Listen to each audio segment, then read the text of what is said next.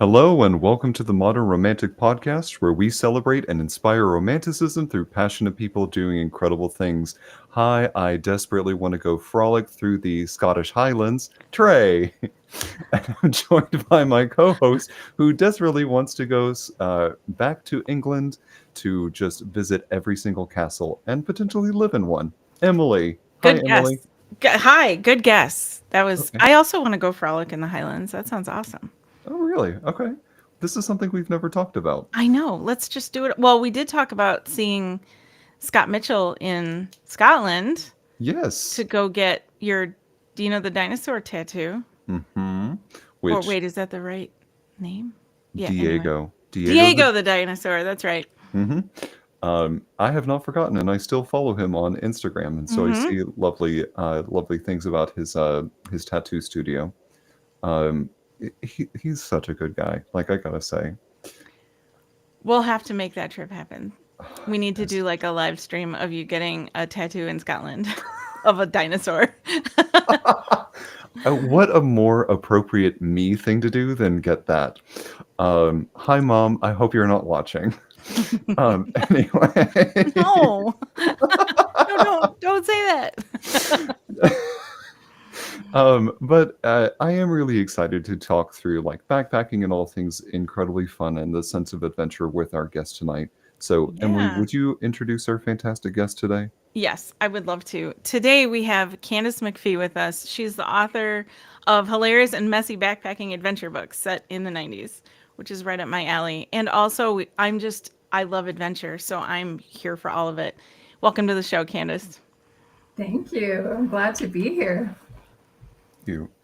So, I have to ask, where did your sense of adventure come from? Ooh, a sense of adventure. I guess I've always had it. I always liked to. I was always curious. Always wanted to travel, but if I was digging really deep, there's probably National Geographic and encyclopedias. I'm totally dating myself here. Those were the foundation of excitement in terms of when I was growing up of where you could see things, where you could find out what was happening in other cultures.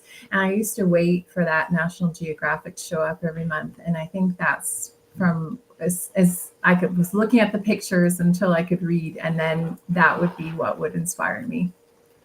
I loved those too. Yes. Was I it like was it a certain location in particular, or was it just like every location was another source?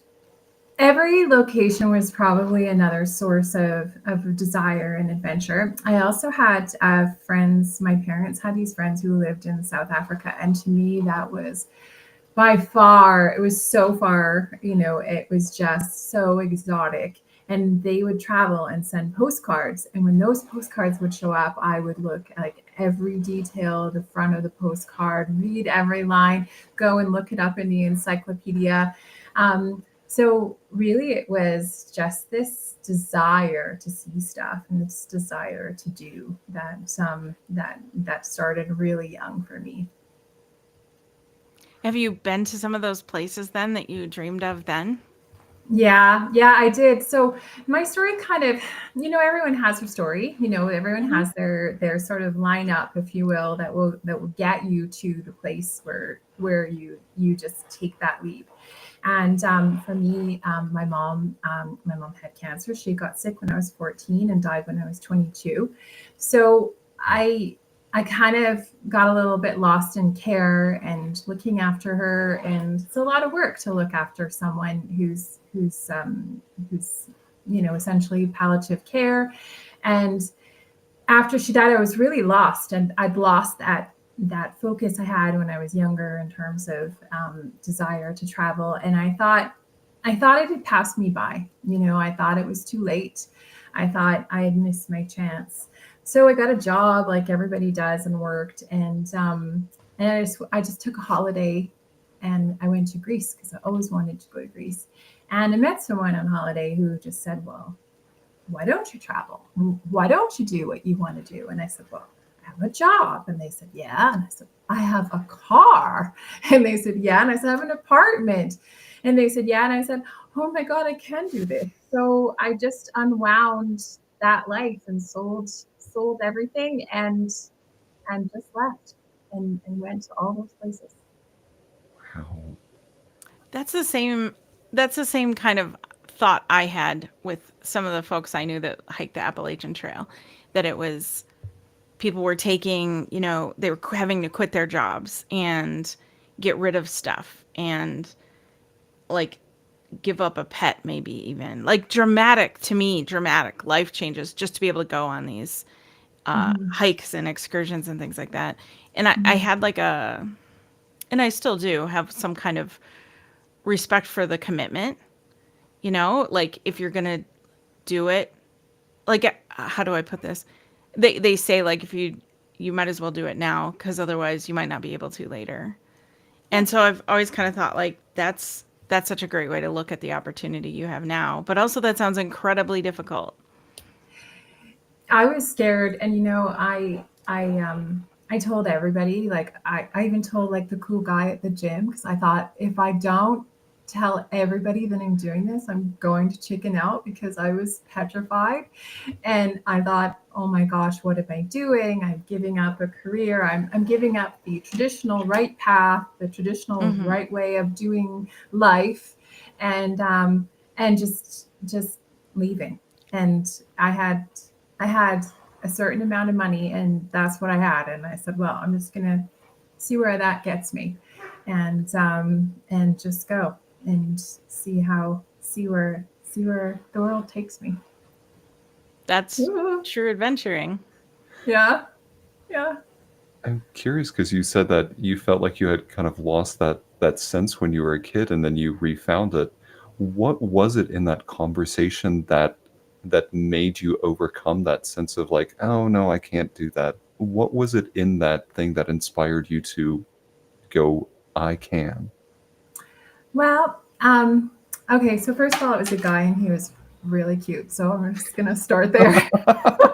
That's fair. So the romance part of it comes in, but he um he had been traveling for a year, and he was doing everything I wanted to do. He was just chill and living his life, super relaxed, and I was so jealous, envious, just thought, oh, that's what I wanted. That's what I wanted more than anything, was to be doing what he was doing.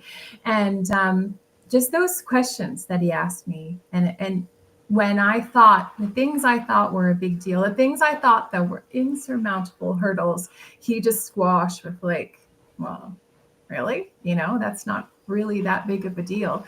And yeah, and we met in Greece, and then he was going off to Egypt, and I'd always wanted to go to Egypt, and he said, come to Egypt with me, like we'll go and we'll sail on the Nile and go to the pyramids. And I'm just like hyperventilating, thinking, oh my God, I have to go home, I have this apartment and this car. And they just felt more like they didn't feel like good things anymore. They just felt like anchors, and just things that I didn't want. And yeah, for a long time, I measured my life if I could move in a taxi. If I couldn't move in a taxi, I had too much stuff. So it was a lot of years. That's how I lived. But as you can see by all the crap behind me, I've given up that. But once upon a time, and it was beautiful. It was wonderful just to have that freedom, just to be able to go and just be able to do. Oh, that's incredible. I I see why you started it with the guy was really cute, but he makes a lot of good points, Yeah. and ultimately it led you to a lot of good happiness, and that was a risk that paid off. It was. And, grief is a complicated, I don't know, complicated emotion to deal with. There's so much involved there.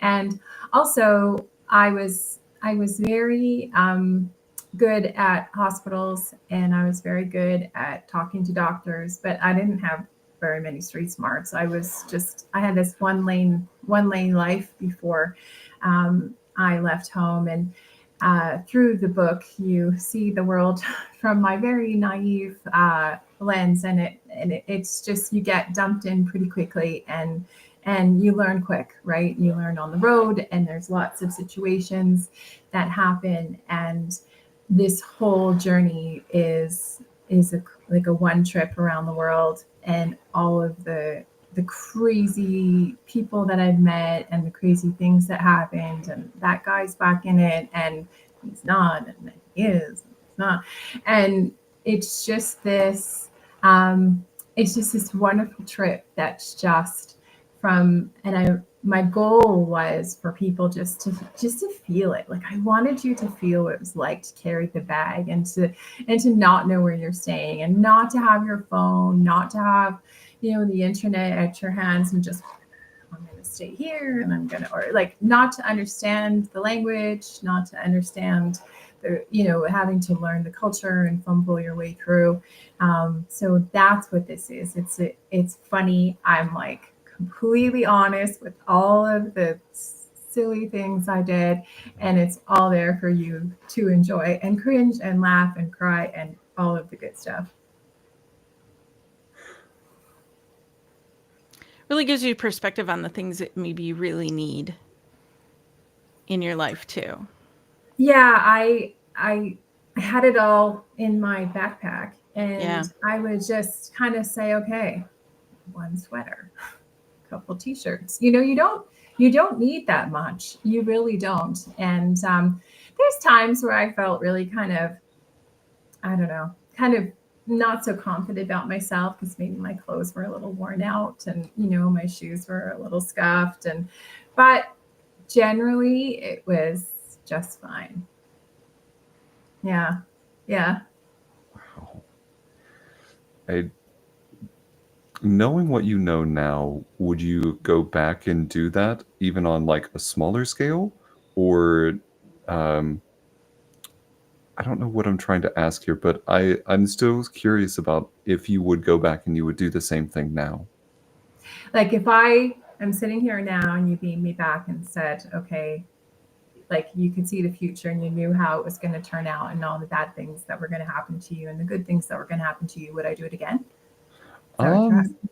Different Or would question. I do it at this age? Yes to both, honestly. Okay.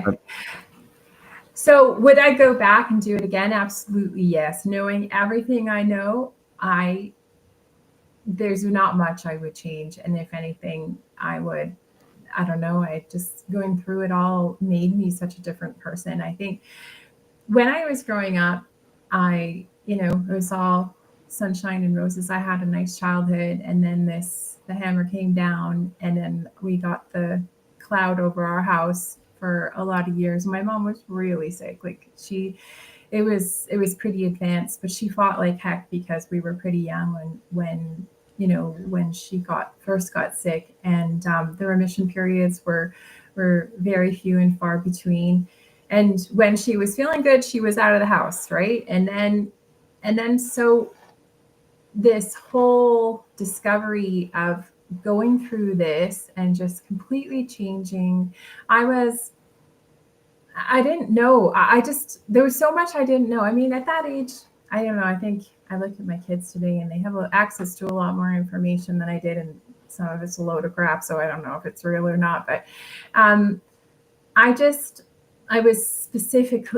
felt, I had a lot to learn. So about life, I think, not about, like I said, a new hospital. I didn't know life, and that's what I learned. And in myself, I didn't know myself. I spent all this time looking after other people. I was looking after my family, looking after my mom, and I didn't really know me either. So I didn't know what I liked.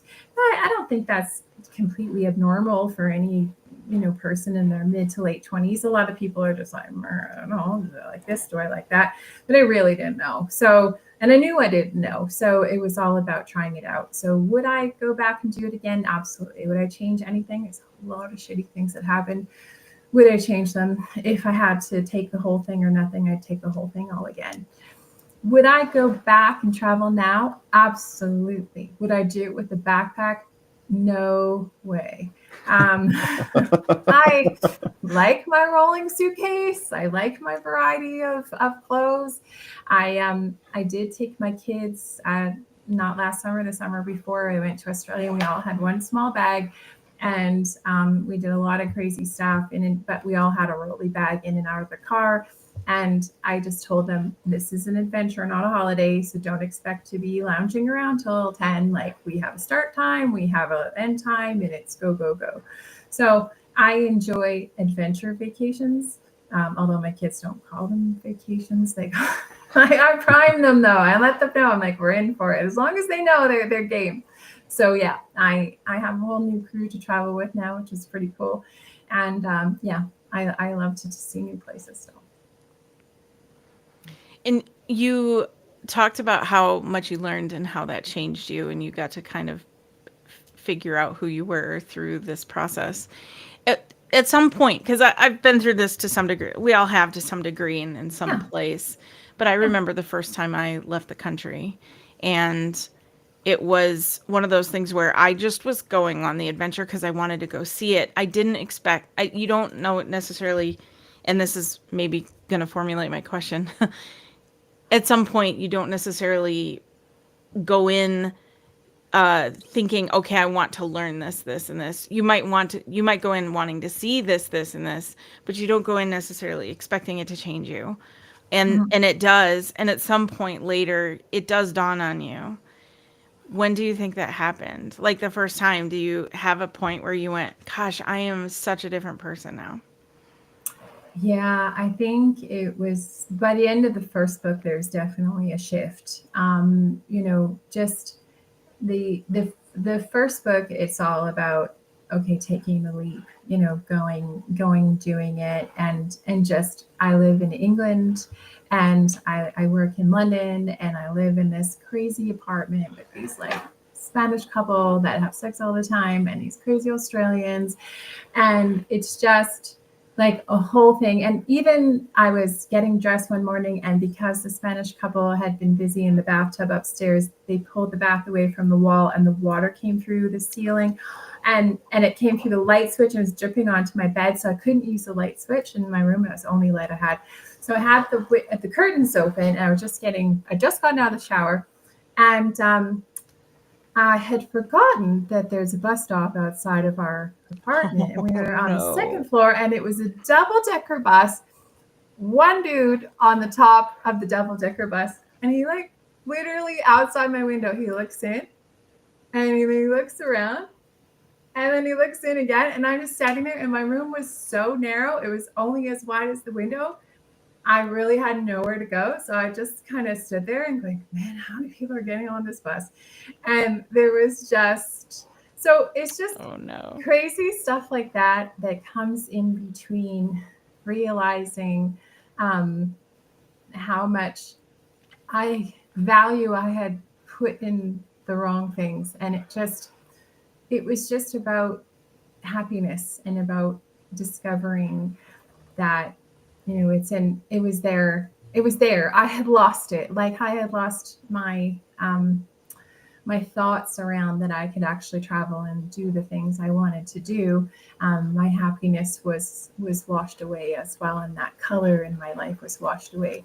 But I find these things along the way with the things that I see, and it's the moments. And I think what's so interesting about this is, is the crazy stuff that happens along the way is the stuff that I learned the most from, and that I learned the most from in terms of how I reacted to it and how I interacted with it, and what the impact was, or seeing how other people were living, or just things that I took for granted that other people don't have, that I saw firsthand, that I felt like a really sort of quite privileged for the way I grew up. And you alluded to something, and I want to start talking about your writing a little bit. You alluded to the finding of that color, and like when you started thinking about writing your thing, was that something that came to your mind, of like that sensation of finding color, or did you find that kind of narrative as you started developing the story more? So I started writing when I left home. It was very it was a way to unload all the feelings I had around my mom's death. But to be honest, I was severely depressed when I started this trip. I was just in the swirl of just downward spiral going through the motions. And actually, the first book starts with me going to the doctor and just going, I'm not myself and really tired. And I just don't like, nothing excites me. And it was a different time. So I didn't get a prescription. I got a conversation. And that conversation changed everything for me. And she made me aware of this space I had in my life where I spent 1/3 of my time since I was 14 to 22 looking after my mom. And that's a lot of your time, right? 1/3 looking after my mom. And so by the time a couple years had passed after she died, I still hadn't filled that spot. And it was this vacancy in my life that I didn't realize was there. And that's why I was so upset, because I was lost for all that time. That time in my day, 1/3 of my day, I was like, I had no idea what to fill it with. And that's what she said to me. She said, you have to figure out how to fill this. And that to me was like, whoa, okay. And that's when I tried to go to Tai Chi. I tried painting classes. I tried dragon boat racing. I tried all sorts of stuff. Nothing stuck. Like nothing filled it. Nothing filled it. And I just thought I like to travel and I want to travel. And that's when I left. It is so interesting to hear that, because it's not that you knew what you wanted to try. You did so many different things until you found like the thing that you wanted. So it wasn't just like a silver bullet to say, oh, I know exactly what I want. It took a little bit of time. I love that you gave yourself space for that. I was lucky, I didn't have, as you said, about pets or anything like that. And I didn't have, like technically my three, I had my car, my job, my apartment that I rented. And those were things I could easily kind of stop and dispose of. And getting back to your question, when you asked me about finding color, when I started, my life was gray. It was beige. It was lifeless. It was like walking in sludgy heat in the sand. It was just really heavy and really hard. And I thought, my God, I am living like an 80-year-old woman. Like I had no sparkle, and I'm sparkle. I'm an up person. I'm the person who's laughing. I'm the person who's telling a bad joke. I'm going to be there. I'm going to be there for you. I'm going to take that shot at the bar. Like I'll do all of that, but I wasn't that person then. And through this first book is where I find my color again. And it takes time and it takes effort and it takes a whole bunch of wrong turns, but I do. I'm glad. Because this is an autobiographical sort of thing, there's got to be a lot of vulnerability that comes with telling the good, the bad, the ugly, because you could focus on just the good parts or just the lessons you've learned, but it sounds like you've chosen to open up and tell everything within reason, but still be very vulnerable. Yeah. What is that vulnerability like for you as a writer? I think first of all, I had to start out with a few rules. I had to say, okay, there was a lot of things people told me that in confidence that doesn't belong in a book, because that's not something they signed up for. I'm signing up for this.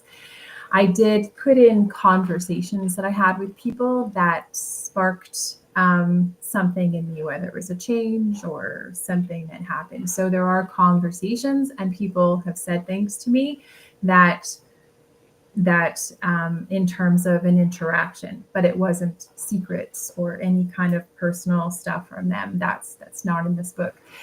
But there's a few things in book one, for example, where I was like, as I was writing, I'm like, oh my God, I'm so embarrassed for myself. And I just thought, you know what? It happened. I'm putting it in. And I just treated it because I wanted to write this for a really long time, but I think I just needed space. I needed space from it and to be able to look at that time in my life as a character and to realize that there's a lot of flaws there, a lot of flaws, a lot of flaws and a lot of growth and a lot of I'm scratching my neck, like how uncomfortable I am. And I put it all on the pages because I thought if it's not there, it's not real and it's not honest and that's not juicy and it's not going to really engage. You need the conflict, you need it all. And I had to say my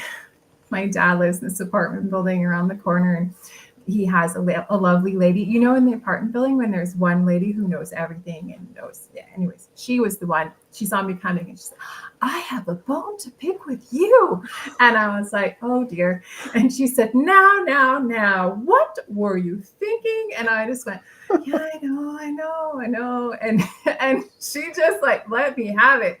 And I said, fair enough. Like, you can let me have it. But so all of those extreme vulnerabilities and extremely silly things are all there, but the fun stuff's there too. And it's a lot of it too in the first book is really my complete misunderstanding of England English versus North American English, because there's a lot of things that aren't the same. Right. So yeah, like pants and pants. Our pants, we have pants. Their pants is underpants. So there's a few sort of good ways to make a few mistakes when you're not using the right pant. Mm-hmm. Or like a jumper. Yes, a jumper or a purse and a handbag. And they sound like your granny when you're talking over there because you have to say, pass me my handbag. If you say, pass me my purse, someone will unzip your purse and go in and pull out your wallet because a wallet is a purse. Yeah. So anyways, just stuff like that just takes a little bit of time to work your way around it. Okay, now I will admit the purse thing I did not know about. Mm-hmm. Yeah. Yeah, you're like asking someone to pickpocket you. Yeah, exactly. Yeah, and that happened to me one time. I was at a bar and they passed my wallet. I'm like, what are you doing? Why are you going in my purse? They're like, that is your purse. Yeah. So anyway, I know. Mm-hmm. And I'm like, I like to consider myself as a reasonably intelligent person, but sometimes I just, completely miss stuff. Yep. But it's like you said, it's all part of the learning journey. Mm-hmm. It is. Yeah, and those are the things that make the great stories too. So it totally makes sense. Yeah. When we got off the plane in Heathrow, we were asked where we were going, and the answer was Edinburgh, Scotland. And that is not how they say it. And I had two security officers laugh at me. Openly laugh at me. And I was like, you're laughing at me. And they said, yes. And then they taught me how to say it. And I was like, I'm never saying it differently again now. I'm going to the place that starts with an E in Scotland. Right. Yes, I know. When I got off the plane, I had a working holiday visa for the UK. And they asked me if I had tuberculosis x-rays. And I went, I came from Canada. And they said, yes, well, tuberculosis. And I'm like, really? And I had to do these calisthenics to see how much I sweat. Oh, it was very strange. Anyways, I got my visa stamped, got in, was able to do a whole bunch of jobs that don't actually exist now because they've all been done through computers and stuff. So yes, the old stuffing envelopes, typing things in off paper. Yeah, those fun things. A tuberculosis x-ray instead of like a TB time test or the things they do now. Yeah. So just imagine you pulling out an x-ray. Yes, I have it right here. 1 second. And I keep it in my handbag. I know, in my handbag. Yeah. In the pocket of my trousers, not Right. in your pants. Because then they would really have a problem with your tuberculosis x-rays, man. Yeah. I love that. It's so funny. No, ma'am. No. Like, Don't have those. we will not approve your visa. Yeah. Even before you get started, you're done. Go home. That's hilarious. Yeah. I'm curious because you sat down and you started writing this book. How long do you feel that it took to find your voice in writing? Mm, a long time. Let me tell you, it was one of my top most humbling experiences. I had worked in a corporate job for ooh, 20 years or so. And I had a big team. I outsourced all the crappy stuff to other people. And I was very good at PowerPoints and presentations. So I thought, oh, yeah, do this writing thing. Oh my word. No, no, no, I couldn't. It took me, it was a very humbling journey. And I had to find the right people who would be honest with me and understand the goal I had. My goal was I wanted you to read this and just, I wanted you to be sucked right into the time period, sucked right into backpacking, sucked right into what it was like to be dumped into different countries and experience the heat, the cold, the bed bugs, the everything. And yeah, so once I found this person who was kind but very thorough with their feedback, and really it took quite a few iterations to go through before I started to get feedback on the book. A lot of it was about feedback about writing and about how to keep a reader entertained. And so I would probably say it took me about 4 years to learn that. It was like a university degree on the job, on the job learning university degree. I also, because this is a 5-part series, 5 books, I did not want the first book to be mediocre and then be really good at the end. I wanted them all to be at the same level. So I just took the time and made sure I was putting out the best book I was capable of writing. So, and then they're all going to be the best book. So you can have the best adventure. I love that. And did you write them all?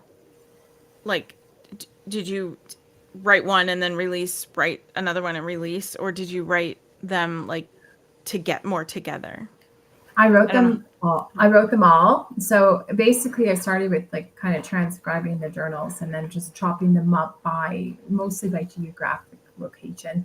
Okay. And then started to craft them into a story. So once I understood what the arc was in terms of what I wanted to share during that particular book, I was able to really enhance, like I kind of knew which scenes, like as in adventures that I had, needed to be maybe expanded or a little bit less or whatever. But yeah, so each book has its own sort of story. You can read them independently. My 3rd book comes out in a couple of weeks, and that one's in the Middle East. So that is when I actually got to see pyramids and do all sorts of stuff. But it was it's grittier than I anticipated, just because it's not an easy place for a woman to travel, the Middle East. And it's comes with its own spin-ups of challenges, a little bit different than Pants and Pants, but yeah, so they're all different. But yeah, Pants and Pants. Pants and Pants. Well, I don't feel like that's going to be the next like Boots and Cats, Pants and Pants, Pants and Pants. Pants and Pants. Yeah. All right. Anyway. I had a question and it left my mind because I said Pants and Pants instead. Man, happens to me all the time.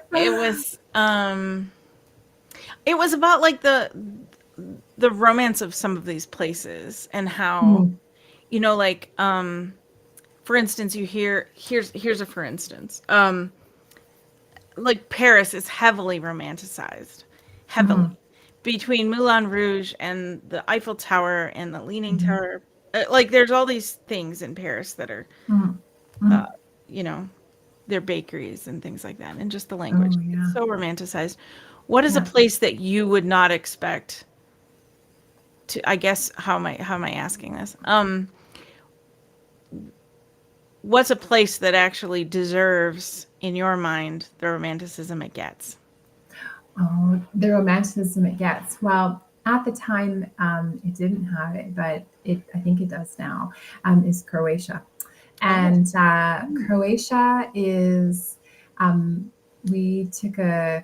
I was traveling with this Australian girl and a woman, and we ended up in Zagreb, and we rented a car, and it was a real treat because we had been humping the bags around for heat, like for ages, but driving down the coast of Croatia has to be one of the most beautiful things. They have, I don't know, over 1,000 islands. A couple of them are populated, but it's very popular now because Game of Thrones is filmed in Dubrovnik, which is in the very south of it. But to drive down the coast, it is like it's just beautiful. Like the water is this blue, it's like a twinkly blue, and the sky, there was a cloud in the sky, and it's got these rocks that are like like a not red but like a rust, and it's not sandy beaches, it's rocky beaches, but all of the little towns are all on these little peninsulas, and they have walkways all around with these beautiful buildings on the inside, and you can literally just take off your dress, well, not with your pants, but with your bathing suit, and leave your bag and just jump in the water and go for a swim and cool off and then just climb out. It is so amazing. And the people there do not care about you at all. Well, when I was there, they were like, we were completely ignored, which was such a difference from the other places we had been, where we had been flashed and oh other goodness. things. Oh yeah. Oh yeah. Yes, that was a good one. And all sorts of other things had happened where we got a bunch of, maybe not my favorite type of attention, but nobody cared about us. It was amazing. It was just, we could just go and be. So that deserves a romantic label, if you ask me. I'll have to look into that.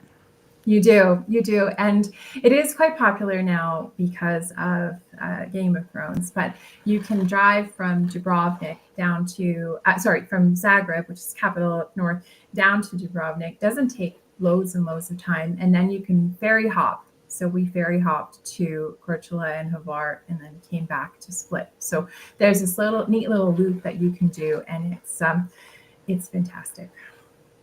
Hmm. That would totally be up my alley. Also, the Hmm. Game of Thrones thing. I know that was cool too, because I walked those streets before Yeah, shame happened. So yeah. very Hmm. cool. Yeah, I that would be know neat to see in person. it is. Yeah. The more stories you tell us about your travels, the more jealous that I'm getting. So it's been great having you on the podcast. I'm kidding. No. Uh, Yeah. but I mean, it's incredible. I'm curious how your kids, what your kids' take on some of these traveling journeys is, and what their aspirations for travel are outside of the adventures that they take with you. Yeah. So they're in the school of hard knocks. Like my husband's a bit of a drag. He doesn't sign up to the adventure, not a vacation thing. So we kind of leave him behind. Sometimes we go early and then he meets us for when we're ready for the vacation part. And I think I have 3 kids, so 1 out of 3 is keen to travel. So my oldest, she definitely has the travel bug, wants to travel after she finishes university, and I'll be there packing her bag. And she's a ski instructor, a certified ski instructor. So I'm like, if you get to New Zealand and want your skis, I'll fly them over, and you can get a job and be a ski instructor there for a while. So yes, so 1 out of 3 is down for the travel. I have not. I have put on an 18-year-old caveat to read the books, just because there is, uh, like I said, there's all the good and all the bad's in there too, Yeah. and a lot of the bad is very bad. So I wanted them to have a little bit of age on the clock before they read them. So yeah. That makes sense. Mm-hmm. So for somebody who's wanting to do this and Yeah. is maybe in the place you were before you figured out this is what you wanted to really do, and they've Mm-hmm. thought about it, Mm-hmm. maybe Mm-hmm. I'll quit my Give it a job go. and go somewhere. What advice would you give somebody who wants to just dive in like that? Well, my I guess to get an objective, I'm a real nerd at heart. I love plans. I love it all. I'm super nerd. So um, I think if you have your travel objective, for me, there was things I wanted to see, and I didn't have a time, like, so much time in your life now. You're like, okay, I have exactly 2 weeks, and I have to see all this stuff, and then back home, right? So this was the complete opposite. I had all the time in the world and a limited amount of cash. So I knew that for me, it was the cheapest way. The cheapest way was the best way. If it was the bus, walking, third class, catching a lift, whatever it was.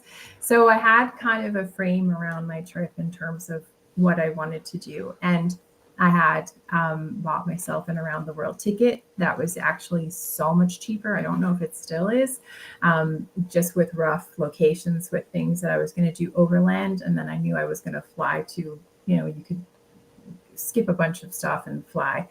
And yeah, so I left home with $15,000, I think it was. And I was frugal. I was like really like tight fisted. $50 a day was my travel budget, and set yourself a budget and stick to it. I ate a lot of sandwiches, and I ate a lot of times on a park bench, and you know, I've skipped meals, and you just do. Yeah. And it's all the sacrifice. But I think it would be just to understand how much money you had and how far you could go with it. And I'm not sure what the different budgets are and what you're willing to give up. Like, sleeping in a dorm room, is that your thing, or is that not your thing? If it's not your thing, then you have to maybe budget more. But yeah, I would sleep in a dorm room. I slept next to some farting guy with jaundice one time, and you just end up with like all these random things. But a good thing about that room, there was an Israeli model who would knock out about 100 push-ups every morning. So that was my morning view. So that was okay too. So you take the good with the bad. And so what about writing? How would you give it? It was like,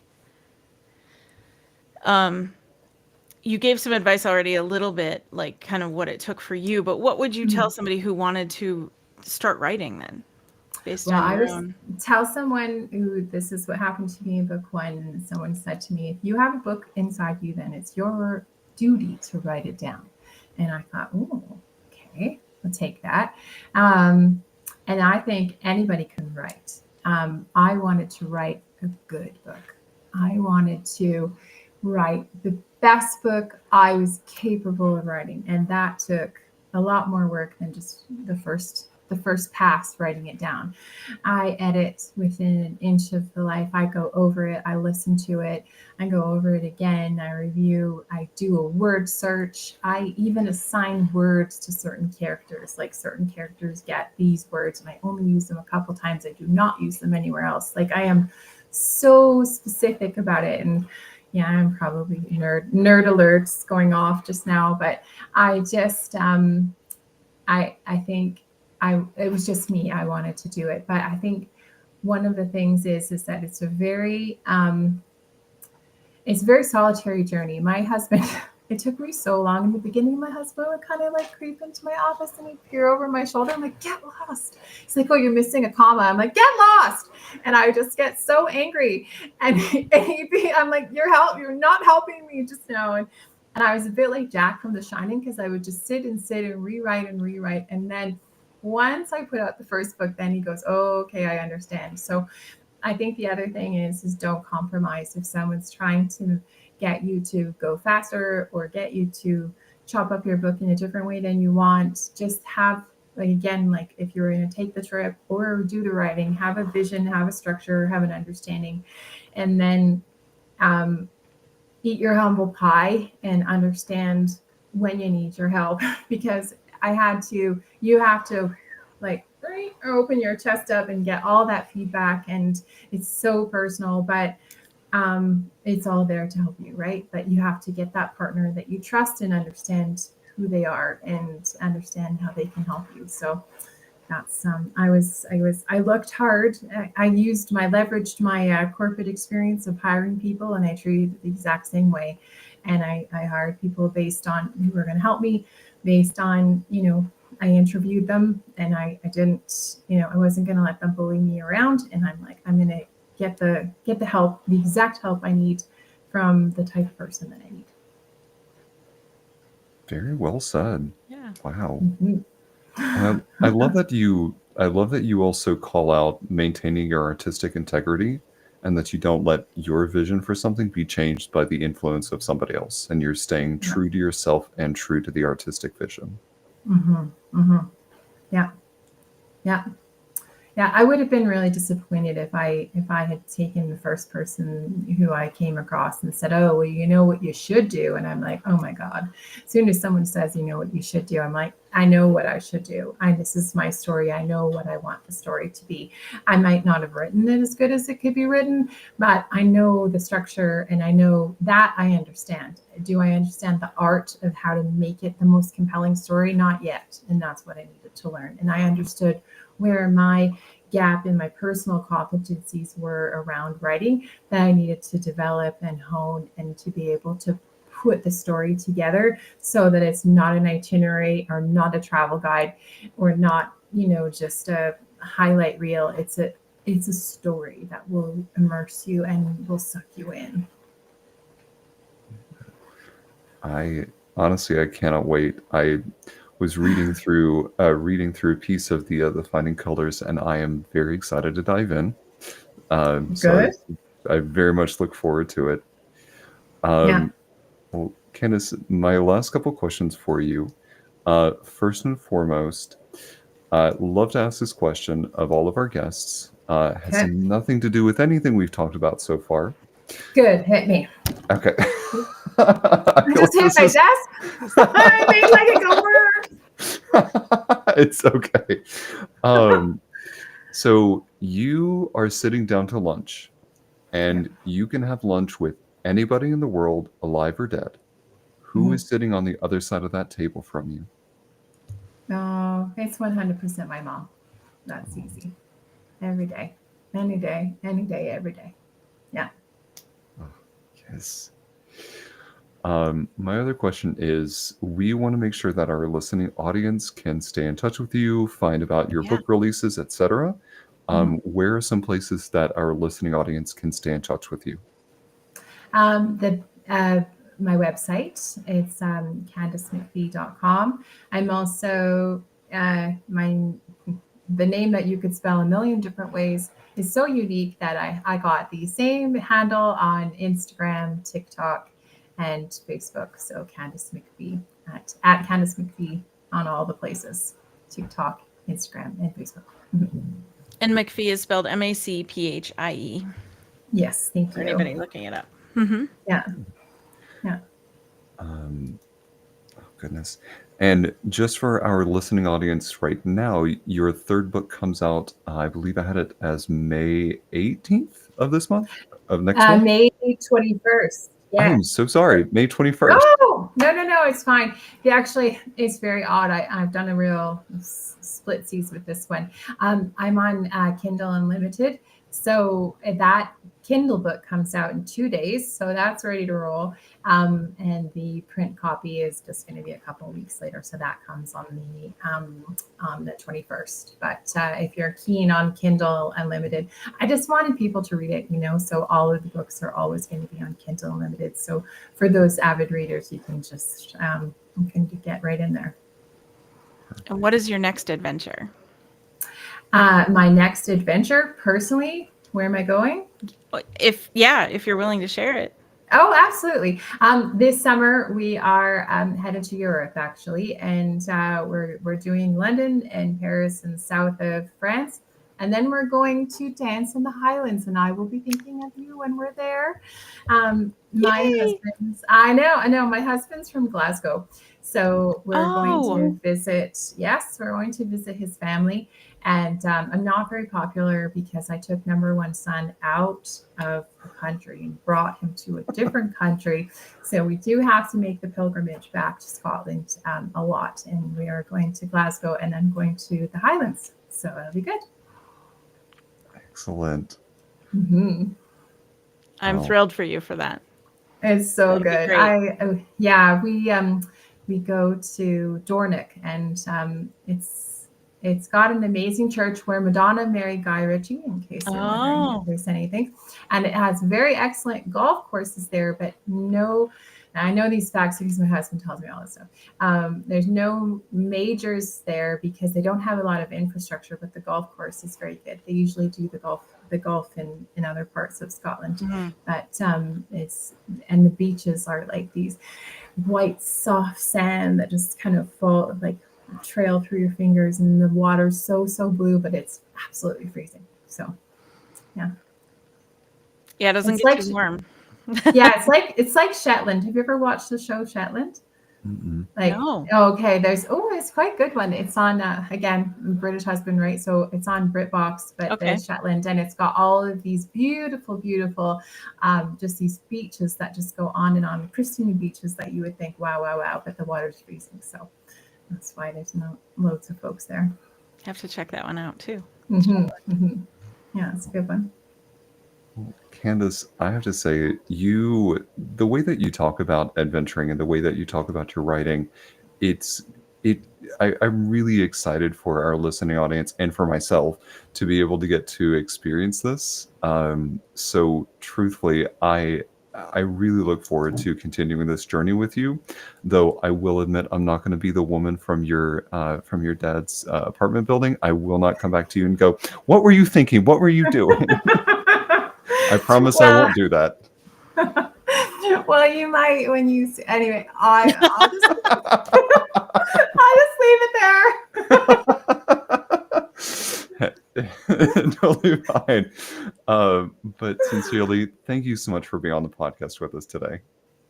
Yeah, it was super fun. It was lovely to speak with both of you. Thank you. Thank you. As we close this episode out, just want to remind our listening audience that you can find more episodes. We're on YouTube. We are on a lot of different places. Check out our Patreon for more behind-the-scenes content. And we did not make this announcement a few weeks ago. We completely missed it. But we just hit 10,000 subscribers on Facebook. I'm sorry, I should say 10,000 followers. Let me get my naming conventions correct. So I want to say a sincere thank you from the both of us and all of the team at Modern Romantic. We would not have this show without you. So sincerely, thank you all so much for your support. We love you guys. Thank you so much. And we look forward to making more episodes with our incredible following and our incredible team and our incredible guests. It's incredible. Did I say incredible enough? Say incredible one more time. Incredible. With that, have a